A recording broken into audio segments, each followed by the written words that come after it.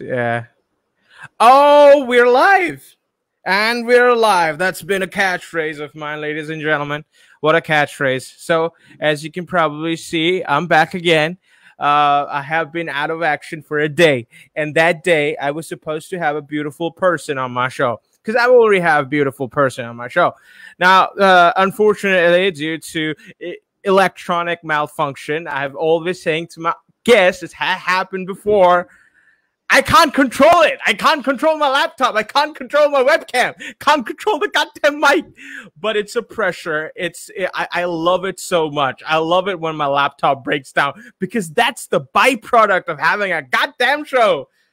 I'm so happy, right? Look at my face. I'm glowing with happiness because well, first of all, I would like to publicly apologize, and I hope, Juanita, you put this portion, I'll give you the edited version, to all of the guys who saw the previous flyer. I didn't cancel Juanita or of any sorts. She is an amazing author, and I don't know her personally. I haven't read the book. I'm gonna read the book, but I'm just gonna say from the bottom of my heart, for all of those people who wanted to tune into the show, I apologize. Instead, this is the show. How are you guys? So, okay. So, before we go dive into the life of the guest, we want to understand, why do we talk about books? A little bit of straight face now.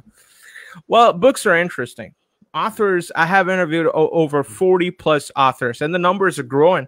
I have a lot of authors on the plate now. Authors, many people tell it's your niche. It's your niche. Well, I didn't want it to be my niche. I just love to talk to authors. Most of my guests, let me say 70% of my guests are, either best-selling authors or, writing their first book, up-and-coming author, novelist, different niches. And I absolutely love it. It's because I know the idea of it, the behind it, and writing an entire book, but I can't do it myself at the moment because I know it's a pain in the ass, right? I can't have an hour-long show without a fucking migraine attack. But writing a book is it's a strenuous task. But we're gonna try to understand with over and over again, interviewing new guests, new authors who I guarantee you these people are gonna get be on the best-selling lists. And then maybe I will give a cross promotion. Ladies and gentlemen, Madam Margaret Thatcher, all the way from London. Please put your hands together for the ever so elegant Juanita Carr from London. Would you like some tea? Thank you for having me. I've been really entertained by your introduction. Thank you so much. And actually, it's Juanita. Everyone mispronounces, but it's a Spanish name. It's Juanita. Juanita. It's a Spanish Juan. name? It Juan. Is. It's Juan. Where have I heard it before? Oh, I didn't know it's a Spanish name. Junita is like an Indian name. So you get an interesting. Before we started the interview, you said you loved India as well. You visited India. How many times did you visit India? When did you visit India? I've been coming to India for, I'd say, the last 4 to 5 years. I'm due a trip this year, but as a result of the lockdown, unfortunately, I'm still in England. But I love India for me personally. And I'm saying it on air. For me personally, Juanita Headley. You would love to live here. You said that before. Best country in the world, in my opinion. And I totally mean that. I love India Can you speak Hindi? So much. Can you speak Hindi? No, nothing at all. Nothing at all. It's embarrassing. Just namaste, and that's about it. But I still love it. I still love it.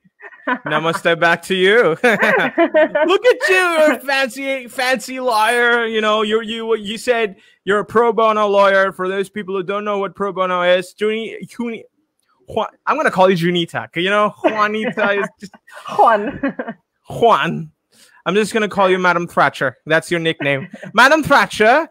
Would you please explain to our guests what pro bono lawyer is? My British accent. I'm a pro bono attorney. I've been a New York attorney for 5 years. And unfortunately, as I am a British citizen, my parents are from the West Indies. They're from Jamaica, to be exact, from the West Indies. That's the first time I've heard. Unfortunately, I'm a British citizen. That is true, right? But the reason I say unfortunately is because I don't have a green card, a visa, or work authorization. So for the last 5 years, as a New York licensed practicing attorney, I have been fully unpaid. I am an unpaid attorney. I provide free legal advice to people in New York who are homeless, immigrants, including illegal immigrants. I provide them free consultations, and including ex-convicts, people who have previously been incarcerated. Whenever I'm in New York, I give free legal advice because without a work permit or authorization, I cannot get paid. And because of my strong Christian faith and beliefs, I'm unwilling to work off the books, under the table, or illegally. So I simply work for free. So why can't you get a green card ASAP?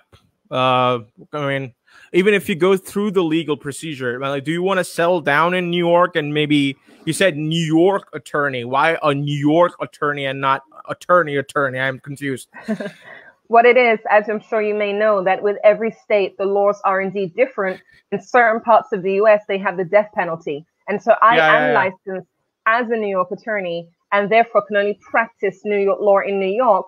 However, my original dream and plan was actually to be a California attorney. Having passed the New York bar, I was planning to take the California bar, but it was so difficult that I decided, you know what, I'm going to just stick to being New York licensed.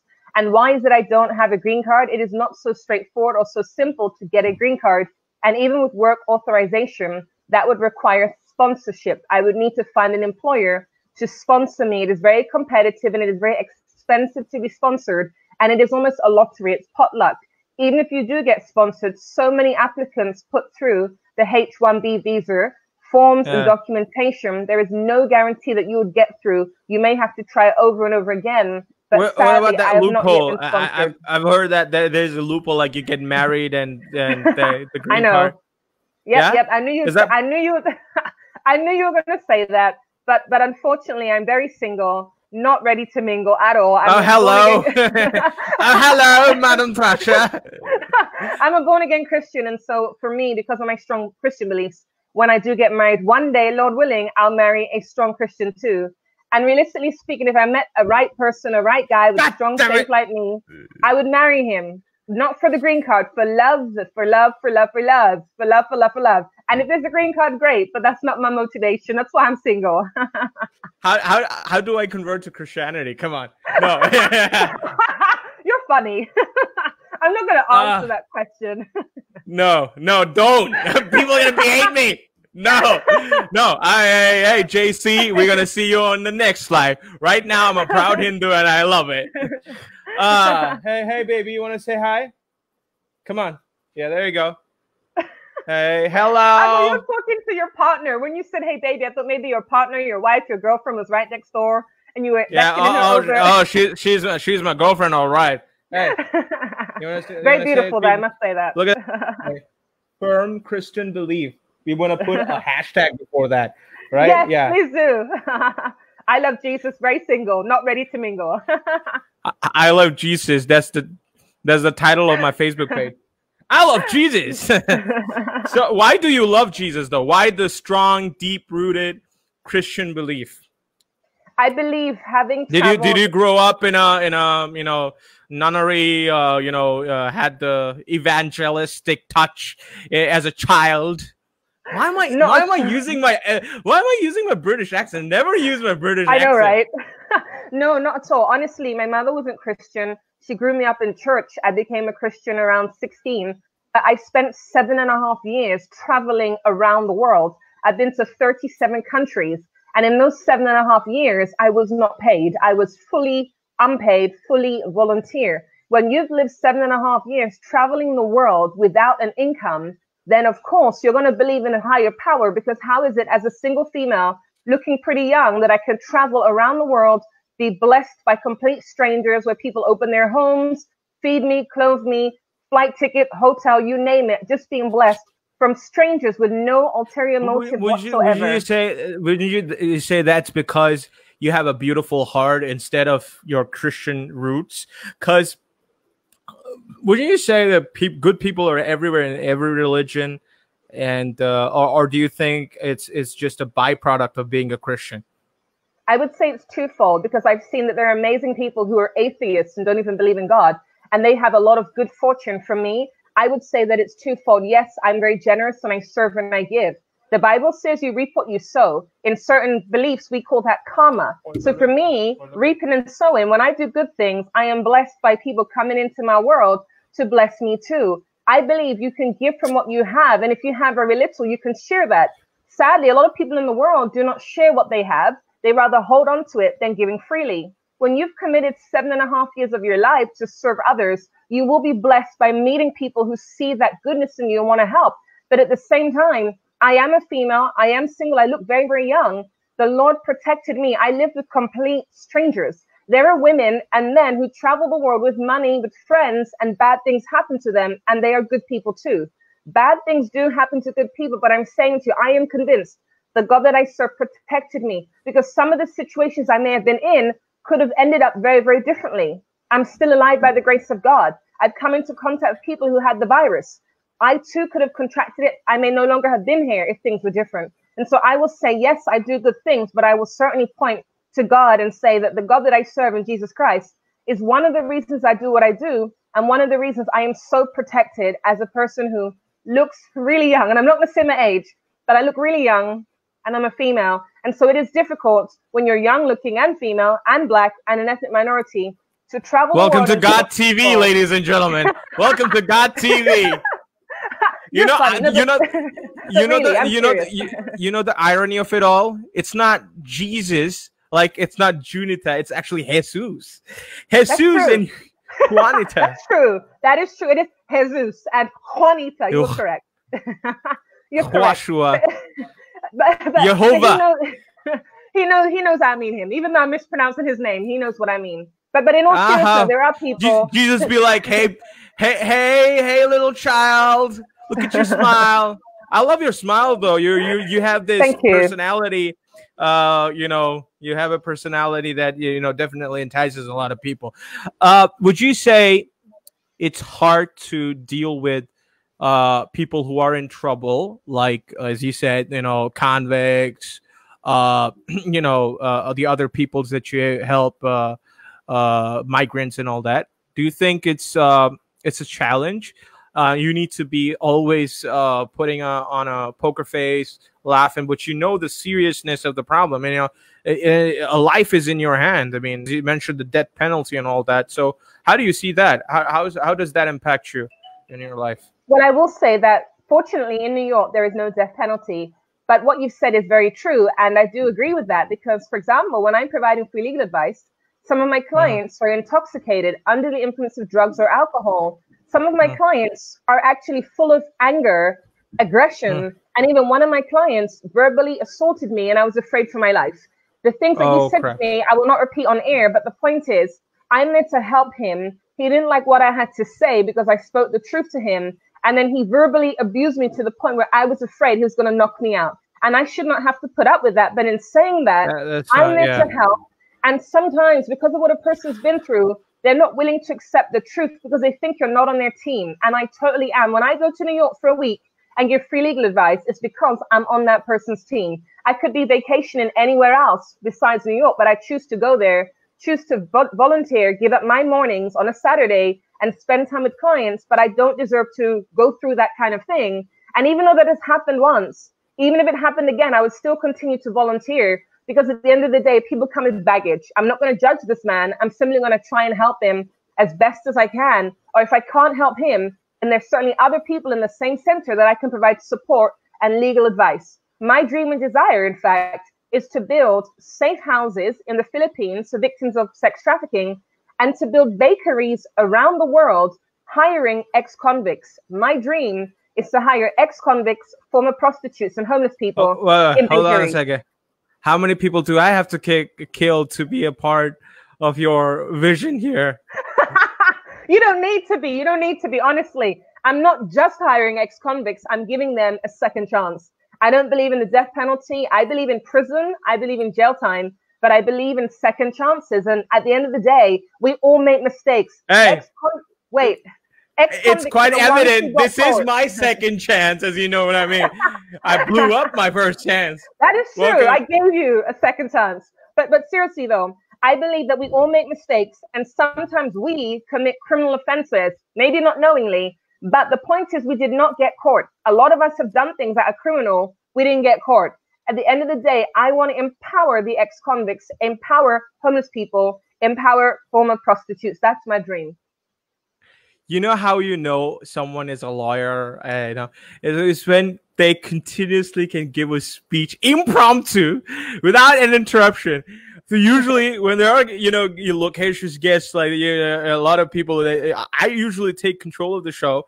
It's because I need to control the pace of it. Otherwise, it's going to go for more than an hour and all that. People don't watch that. But in your case, and I have met very few people who actually take control away from the show, and it's amazing. It's great.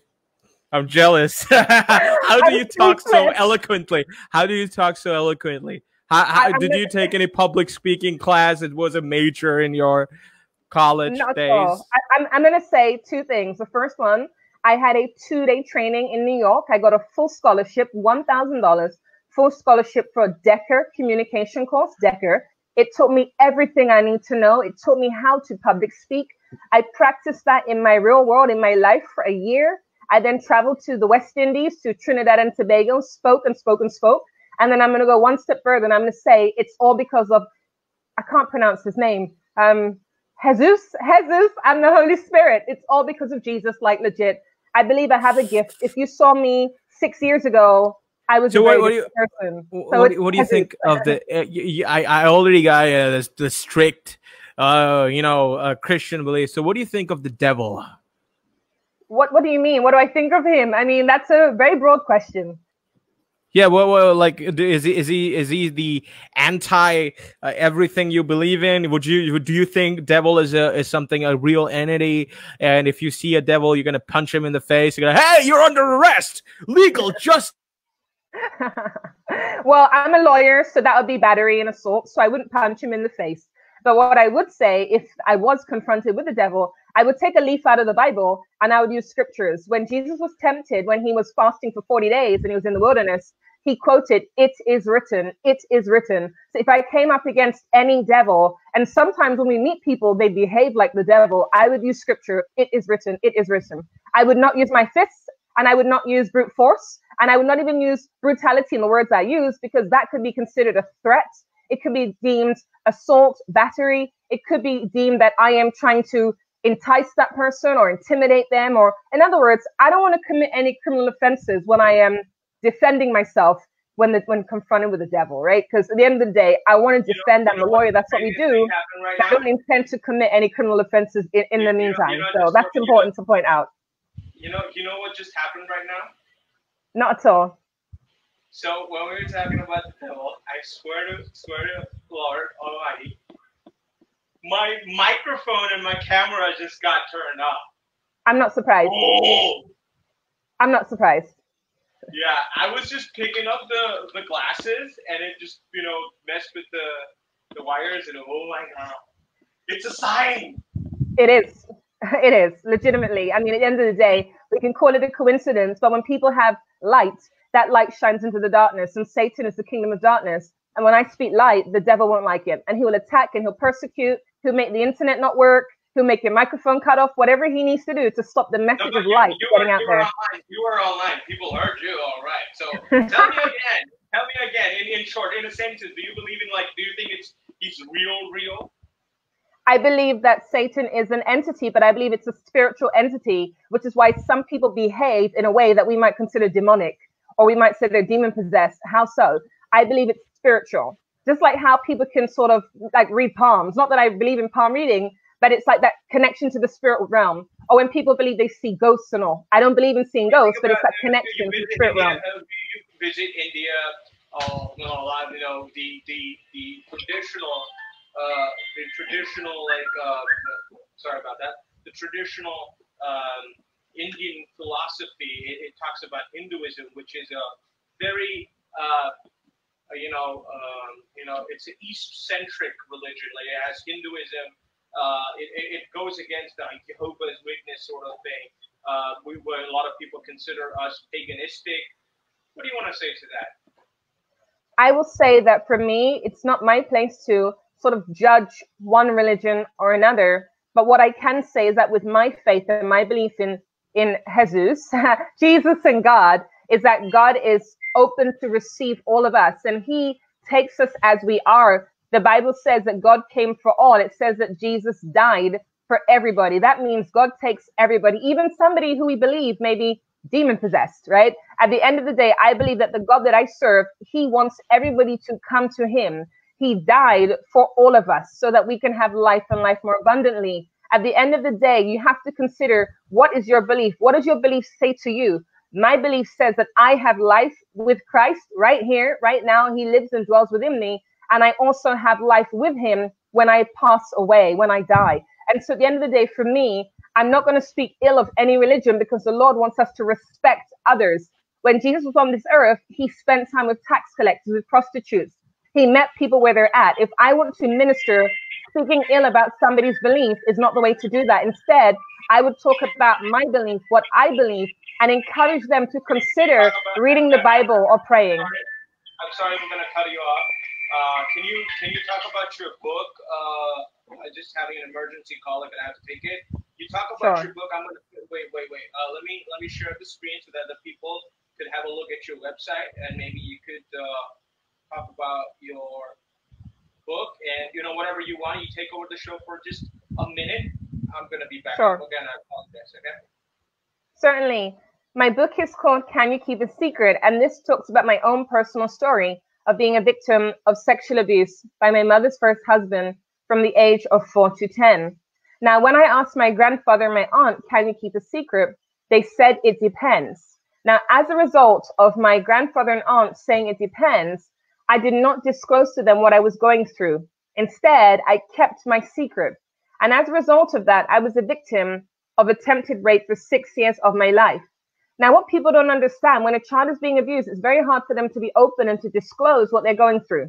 It is very difficult, because when you're a young child, you don't often have the words to be able to vocalize the experience you have. When I was abused as a child, it began with grooming. My stepfather was tickling me, and then his hands slipped. I will say that I did disclose to my mother when I was 4 years of age what had happened. My mother, by her own admission, she said to myself and my stepfather, don't let it happen again. I believe now, as an adult looking back on it, I believe that is the reason why I did not tell her anything. Because when she said to me, don't let it happen again, when it did happen again, I believe I placed that responsibility upon myself. Now, my desire is to educate and empower people on the topics of abuse and disclosures, and to get them to know how to respond appropriately. Now, imagine if a person came up to you, a child, a young person, and asked you, can you keep a secret? Now, when they ask you that question, they're trying to tell you something. For example, can you keep a secret? When you say no or it depends, that child will not disclose to you what they're going through. Let's try that again. Let's restart that question. Can you keep a secret? When you say yes with your mouth, that child may disclose to you, for example, I'm being sexually abused by my stepfather. Now, when you've heard that disclosure, you need to say something along the lines of, I have to break your trust, and then you phone the authorities. Do not phone the accused. For example, I heard you've been sexually abusing your stepdaughter, Juanita. You do not do that. When anybody comes up to you and asks the question, can you keep a secret? Say yes with your mouth. It depends with your head. When they've disclosed that secret of abuse, you tell them, I have to break your trust, and you phone the authorities immediately. That is really, really, really important. At the end of the day, there are many victims and survivors around the world of abuse who have not disclosed and will not disclose when you say it depends or no to the question, can you keep a secret? And this is my book, Can You Keep a Secret? It is available to purchase through my website, which is changingcases.org. The website you just saw is actually my baking website. I have two websites, changingcases.com, which you can see on the screen. This is my baking website. And then changingcases.org, that one is with regards to the work I've been doing around the world for 7.5 years. So I was not around. I apologize. Could you give me a brief summary of the book? What it's all about? Yeah, in a sentence. Sure. Hey. My book is called Can You Keep a Secret? And I know that. Yeah. It discusses disclosures of abuse. As I was the unfortunate victim of sexual abuse as a child, I asked the question, can you keep a secret? I got it depends. And so I kept my secret for many, many years. And so the book is called Can You Keep a Secret? To educate people to respond yes So to wait, that question. you've been a victim of sexual assault of any sorts? Sexual abuse from my stepfather from the ages of 4 to 10. Jesus, I'm sorry. Oh, I'm sorry. I can't, cuss the Lord, but Jesus Christ, it's more painful. I mean, we talk about it as in, yeah, it's painful and all that, but people who have already gone through it, I can't imagine what you have been going through. But would you like to say something about that? What I will say is that the abuse began with tickling, and then it progressed on to attempted rape when I was sexually abused during my sleep. As a result of being abused, Oh, I have insomnia, even as an adult. I used to have oof. low self-esteem. I used to be insecure. I used to be uncomfortable with my body when I'm alone, uncomfortable with nudity. I used to have few friends. I used to have anger issues. I used to get fired from my jobs. In other words, when you've been abused as a child, it's an adverse childhood experience, an ACE, and that trauma can make you a dysfunctional human being. So even though I've done a lot of good, there are certain dysfunctions within me, even as an adult. I talk a lot because I'm disguising and hiding what really went on previously in my past. So when I talk a lot and come across very bubbly, it's to hide all of the insecurities that I've had as a child. Juanita, I'm so sorry to hear that from the bottom of my heart. And I want to say, uh, you're a strong, independent, beautiful, so strong woman, and as you said, Jesus love you. He loves you. I know when I look at you, there is the beautiful glow coming out. And I'm not saying it because you're my guest. I'm just saying it in general. You look at you, you're so happy with the baking stuff. I mean, I just looked at the picture and this is you. Am I correct?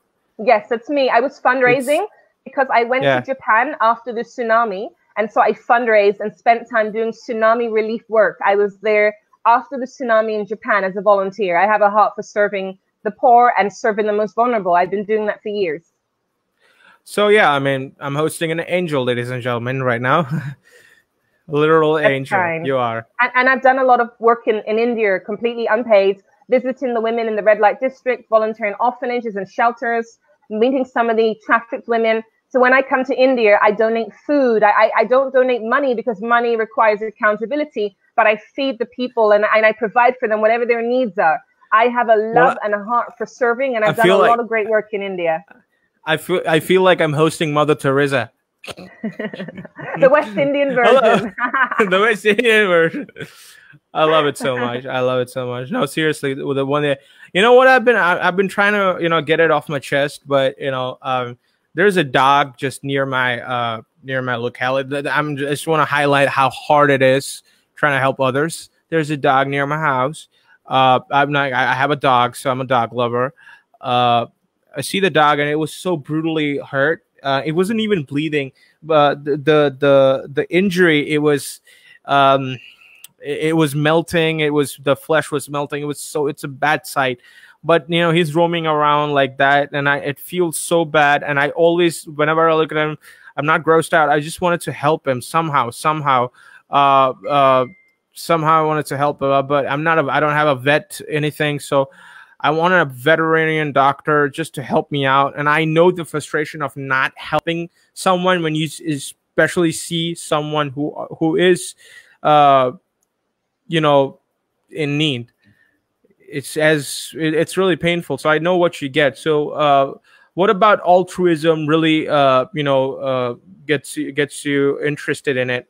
What about altruism? Do you think it puts a smile on your face? For me, especially when I was in India, I would certainly say that even when I was in Calcutta, I spent 5 months in India around 4 years ago, and it was my first time ever. And I remember when I was in Calcutta and I saw a little boy on the train, because I traveled sleeper train. Remember, 7.5 years unpaid, right? Sleeper train with local people. I want to immerse the Indian culture as best as I can. And a little boy had on a trash bag over him. He'd made a hole for his head, and he was collecting plastic bottles. And he was so engrossed in what he was doing, he didn't even notice that I was there, me, the foreigner. even though I'm wearing Indian clothing, I clearly don't look Indian. And when I left and got off the train, I cried a couple tears because I was so moved by what he did. And then when I was in Calcutta, I saw a man and he was skeletal and he was sitting on the street. He didn't ask for anything. He was just sitting there. And I've never seen such poverty, especially in certain parts of Calcutta. I've never seen that before in my life. And when I saw him and you can see his skeleton, I asked him if he wanted some food. Now, he doesn't speak English, but I use sign language. And I went and bought him chat. And what was so amazing, I bought him ice cream. Then I bought him juice. I just kept coming back with food because my heart went out to him. And what was so beautiful when I was feeding him the chat, he only bought maybe 4. And I was just waiting for him to like buy 10 or something. And I just loved the fact that he was very humble and that he wasn't trying to exploit me, because there are some people who might be like thinking in their head, this foreigner's rich, let me take 20 chat, some for tomorrow. Hold on a second. Like is this your, I'm sorry. I love the Angela. Is this your curly hair? Yes, this is my hair in transition, because I thought you might cancel on me today. So I just kept my hair tied up. I'm sorry. I'm too honest, but I'm good. Ladies and gentlemen, I'm officially in love. You're so funny. If you were Christian, legitimately, if you were Christian and we both prayed about it and the Lord said, marry you, I would, because I want to marry an Indian. That's a secret, right? But I do. I love India. I want to marry an Indian. But don't get the wrong idea, right? Don't get the wrong idea. No. I am so in love with India. I'm Indian. That checks off. It does. Christian. It does. Oh. Damn it, Ryan. Why do you do this? Why do you do this? But really, though, if you're a strong Christian and we both prayed separately, I don't mean, oh, you're Christian, I'm Christian, let's get married. If we both prayed and the Lord spoke to us separately, then of course I'd marry you, because the Lord has told me directly. I don't mean a prophecy. I mean the Lord talking to me directly. But unfortunately, you're not Christian. Yeah. So the way it's okay. It's okay. The way you say it, it already touched my heart. Thank you very much. But I'm serious. I love India. I love anyone who knows me. India and I love you. And I love you. And your Korean. That is funny. Is this live? It is live. Apparently, I have a problem with female guests and flirting, but whatever. So this is your Facebook page, and it's just. Can you see it? Is it on screen? I can't see no, it wait. at the moment. Yeah, there you go. So this is your Facebook page. Oh my God! Look at you. That was the day we were supposed to meet, and you canceled. Who's this? Who's this? Interview. Her name is Caroline. She interviewed me in Ghana via Zoom. Okay, so chasing. Oh my God! Look at this. You're looking so cute. And this is you. I love the hair. No, that's not me. That's my host, Caroline. She interviewed me on her program. This is you. Oh my God! You look at your hair. Look at your hair. I know, different faces, right? Different faces. I love your hair, man. I really love your hair. I'm sorry. I thought you might cancel, so forgive me. Yeah, you thought I was an a-hole. No, I'm Christian. I would never think that. Second chances, remember, second chances. Hey, you know what? Maybe not this life, maybe next lifetime. Maybe, I'm gonna be born Christian. You're gonna be born Christian. We both are gonna have a prophecy. Hey. I like that. That's funny. But remember, no prophecies. It's got to be direct from God, right? Prophecies can get into trouble. Yeah, we're gonna meet in heaven. I'm gonna get a direct email from the Hindu heaven. I'm gonna say, hey, I got a girlfriend over there in Christian heaven. Can you sell me there? Yeah, go visit her. Hey, God damn it. We're gonna meet and we're gonna say, hey, what's up, Jesus? And say, hey, what's up, son? They're like, yeah, you didn't make me Christian. Yeah, son, it's okay. Look at that girl. Great, she's Christian as fuck. Okay, you guys can get married. Go. That's funny. But you mispronounced his name. It's Jesus, remember. Not Jesus, Jesus. Ah. By the power vested in me by Lord Almighty, I now pronounce you guest and guestie. Yeah. Nice. Interview. You were scaring me. You scared me there. I was like, whoa. No, I'm not a minister. I can't pronounce us. Husband, I can't do that. I'm not a goddamn minister. Thank God. So I was a bit scared. Do you read the Bible every day? I do, morning and night, and I pray daily. So would you say right now, when you publish your book, you're sort of competing against the greatest book, one of the greatest book that has ever written. Like, hey, yeah, what's up, Jesus? Can you just go a shelf over? I want to sell my book, maybe. Not at all. His book is first and foremost paramount, the most important, the guideline of how we should live.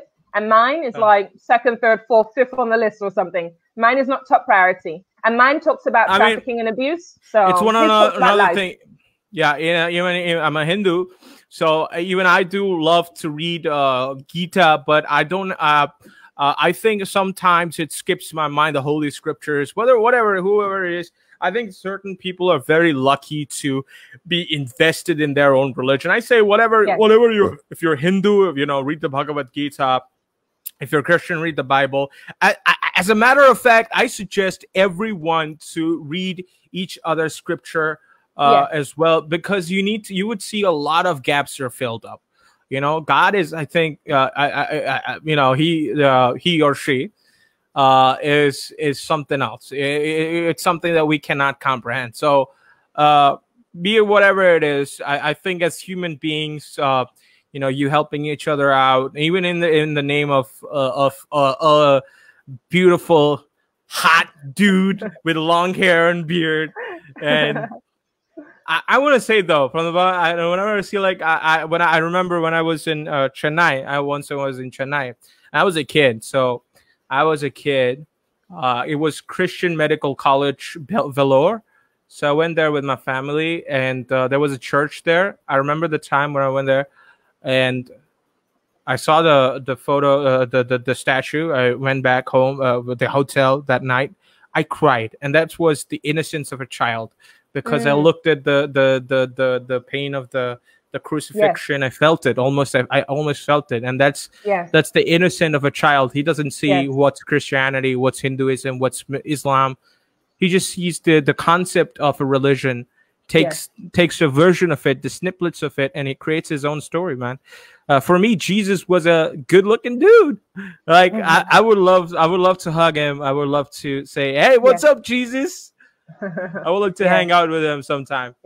Yes, me too. I look forward to the day. But right now, I'm here on Earth, and I want to do as much as I can. We don't know how long we have on Earth, so my desire is just to make as much of a positive impact as I can whilst I'm still here. I want to say though, I would be lying if I don't say it. I don't want to come off like. Sometimes I'm also as interested as I am in Jesus, as interested as in Lucifer as well. It's because the story from an outsider's perspective, from not being a part of the evangelistic stuff. And I believe that Lucifer as well, the angel, not the sort of Dante's Inferno, cold blooded, sometimes his story also, it's like a mythology. So I always am inspired by it as well. Dr. Faustus, I read Dr. Faustus by Christopher Marlowe, and that also has the concept of the devil in it, the occult, and it makes you think about it a little bit. But of course, I'm into theology. I love taking concepts from every religion and love to create my own piece together. You know what I'm saying? So, I mean, I understand that people have strong beliefs. People might say that Hinduism is a paganistic religion. A lot of people, I see YouTube videos so offensive towards us. They say, Lord Jesus is the only Lord, but, our gods are paganistic. They're Satan. They embody Satan. Lord Shiva is Satanistic. Lord Krishna is a goddamn god of love. How can, like you saying Cupid is Satan? No, the thing is, there are certain Christians like that as well, certain Muslims like that as well, but most of the religions are inclusive, just like my religion as well. It's very inclusive. A lot of people look up to other people, believing their religion as well. And having said that, I have tremendous respect for whatever you're doing, and I have tremendous respect for the fact that you love your God. Because a lot of people don't even appreciate the fact that they're belong to a certain religion. They say, it's one thing to say I want to if I say I love India, which is true because I was born and raised here. I love my country. I would die for my country. But it's another thing to say that I also love America, because, and hence all of these beautiful scriptures, because America to me is not just a country that I just want to live in. No, I don't want to live in America. I want to visit America. I want to have a good time. I love the culture, the pop culture. I think it's deeply embedded in my life. It's like saying that. So similarly, you say you love India. The same thing. You could look into other people's religion and respect it. You need to have that mutual respect. And I say I have mutual respect, and I hope that you have the same thing for me as well. That's what Jesus did when he was on earth. He loved those who were unlovable. In other words, those who were judged, those who were the marginalized, the poor, the needy, the prostitute, the tax collectors. Jesus wants us to love one another. At the end of the day, it's about truth, but there's a way of delivering truth. So if I feel someone is making a decision that is harmful to them, I can certainly help them in a loving fashion. The Bible says that we need to take the plank from our own eye before taking a speck from our brother. No matter what a person is doing or engaging in, whatever that thing may be, before we come and tell them, I don't think you should go there, I don't think you should do that, we need to first look at ourselves and make sure we're in the right place with God. Because if I feel you're making a choice that is destructive to you, there's a way of me communicating it without being judgmental. At the end of the day, I have your best interests at heart. So there's a way of doing it with love. That's what the Lord is about. When did you finish the book, writing the book? I wrote it in about a month, and it was around, I'd say, 2 August ago. So not last August, but the year before. It took about a month to write, but it took a very, very long time to get to print. And how many copies did you sell? So far, just over 200 copies. I printed my last 120 copies in Chennai, India. Okay, 200 copies. This is a good number. So how do you market your book, though? For me, I've had the grace of God open up doors for me to speak on TV and radio around the world. And so I use those formats to be able to promote my message. I've had the chance to speak even here in the UK, which has been amazing. And so for me, enabling people to get to hear who I am, my story, and communicating to them as I'm doing now, then they have an idea as to what the book contains. And I also have a book trailer. I have a 2-minute book trailer, and I also have a song that goes with the book. And so I'm using And did you make all of that yourself? Did you make all of that, the trailer, the marketing campaigns, media buying? Did you take care of it all by yourself, or do you have a team to take care of it?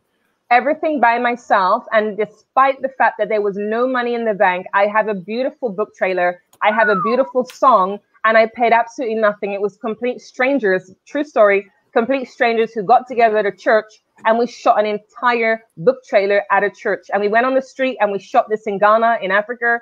And I'm telling you, it was a miracle. We had nothing at all, no props, no tools, no resources. And if you see the trailer, you would have no idea. We shot it with one camera and with a tiny little microphone and a small little light, because we didn't even have camera lights. We had one camera, look at that little light and microphone. Absolutely. Please do. So, it's a beautiful trailer. So, over here in Team English, we're like 4 or 5 people in the team. And because we have been interviewing about like 40, 50 authors a month. I mean, I started this out as a quarantine hobby, and now I'm down a lot of authors. I know what's in, like, how strenuous it is, how painful it is to look for people who trust your book, trust your ideas, and promote you. And I think podcasting is the new thing. Shows like this is a new thing, how to get in touch with new people, especially when it comes to getting your book out. But I think it's really tough to really to choose the podcast that you want to be in. So here in English.com, we're trying to work on our YouTube and our website as well. So we're trying to come up with a paid membership sort of that's going to create a beautiful sales funnel for you guys. So it's going to be like a web page, and it's going to be like a LinkedIn profile, but exclusively for authors. But it's just the thought went into it when I started to interview authors like regularly, such as yourself. Everybody has the same flair. Everybody's hungry, but they're always beaten up with the marketing. So I thought, hey, I can do that. So at the moment, we're designing the website. It's going to be very beautiful. There's going to be a banner next to you. You're going to have a picture. Then you're going to be the shorter version of our interview and other interviews like this. Shorter versions that talks about you, what makes your book interesting, a book summary. And we're just, it's in the rudimentary stage. We're doing the A/B testing right now. Let's see how it works. Fingers crossed. I would love to have authors like you signing up for the website in itself, just to make it look beautiful. Certainly, and thank you for the offer. So can you say the struggle of writing a book in itself is so painful because when you start writing a book, it's intangible. You don't know if it's going to work out or not. You don't know the hard work's going to pay off or not. It's very painful. I've heard people like locking themselves in a room, staring at the ceiling, and just thinking of ideas. Did you have any writer's block? How did you deal with it? How did you write an entire book in a month? I would say that by the grace of God, I did not have writer's block, but from when I was a child, I wrote a book called From Strength to Strength. And that's more of a testimony type book, sharing about positive things in my life. I used to write a lot of stories and poems as a child, but then I did develop writer's block. With this book, Can You Keep a Secret? It actually came out of one of my interviews. I had a television interview in the West Indies, in Trinidad and Tobago. And during that interview, I was on a panel.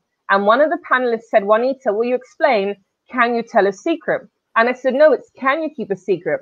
And when he brought me home that night after the interview, I decided I'd like to write a book. It went from there. I shared a lot of my own personal stories in the book. And just the way I communicate with you, the book is written very conversationally.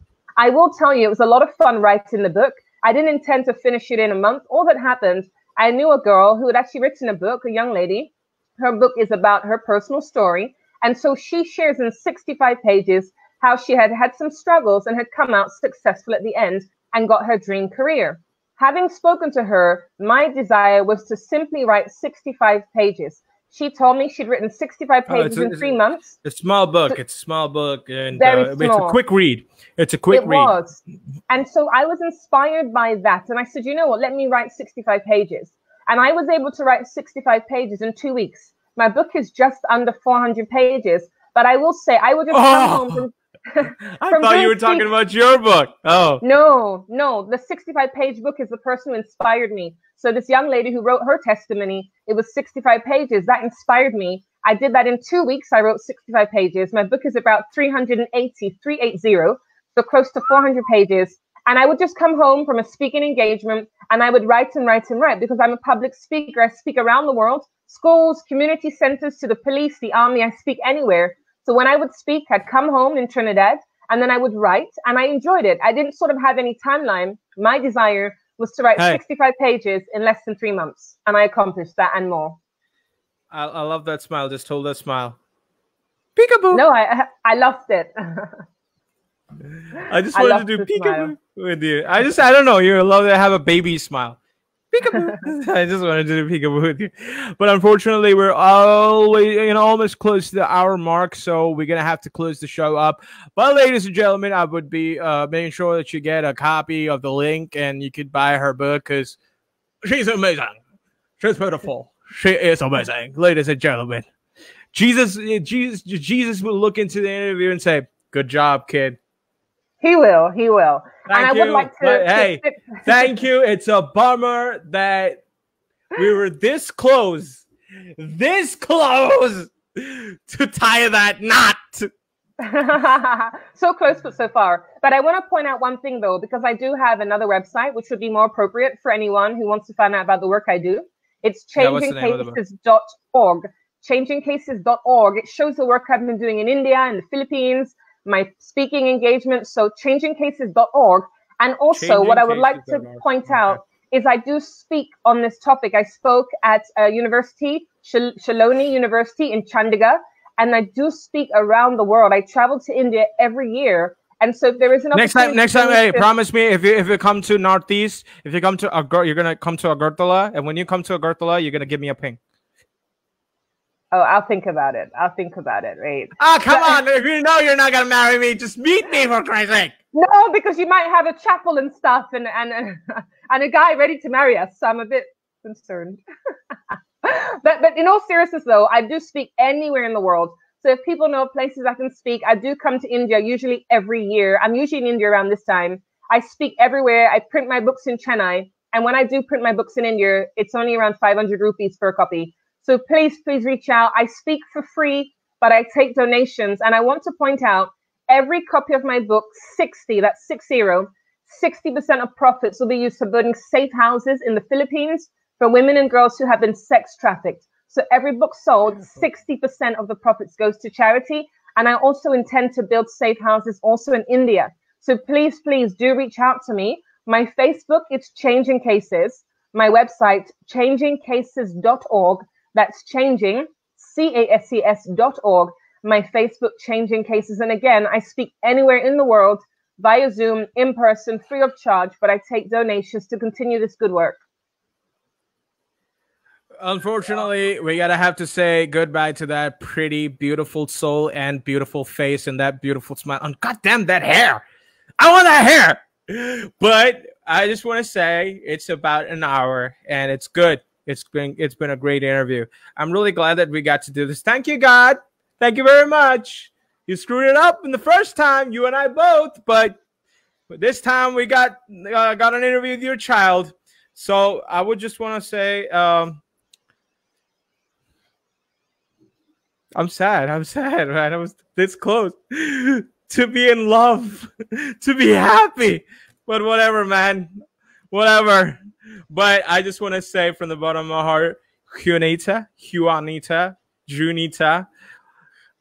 you've been an angel, and I would love to have you in my life. No, in my show again, and we're gonna have a great time again when you become a big shot author and you get that lawyer salary, if you know what I'm talking about. That lawyer salary. I'm talking about party. Ladies and gentlemen, let's say goodbye to beautiful Juanita. Bye. Thank you so much for having me. I really appreciated the opportunity. What did you say? I love you.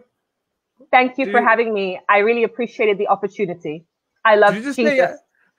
I love Jesus. I just want to be clear. Jesus. Single. Everybody loves you, and I'm sure Jesus loves you. Oh, he does. Crap. I'm his favorite. But I might think Jesus is kind of taken. Like, I'm his favorite. Jesus was friend zoned the shit out of me. That's he loves everybody else, but he would friend zone me. No, child, you're just a friend. Jesus loves me, and I'm his favorite. Don't be jealous. I am Jesus's favorite. Just saying. I'm sure you Don't are. be jealous. Don't be jealous. Just saying. I'm not. I got a million gods and goddesses looking over me. You've got a million. That's right.